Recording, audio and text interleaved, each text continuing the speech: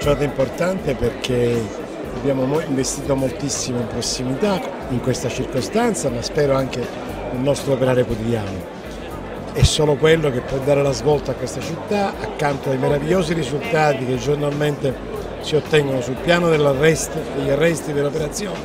Noi in un anno abbiamo arrestato 2800 passapersone, i cali dei reati sono significativi, 40%, ciò purtroppo non significa che la gente sia più sicura. Per sentirsi più sicuri dobbiamo investire in prossimità e in credibilità e questo stiamo facendo. La festa è un'occasione di grande introduzione in questo settore.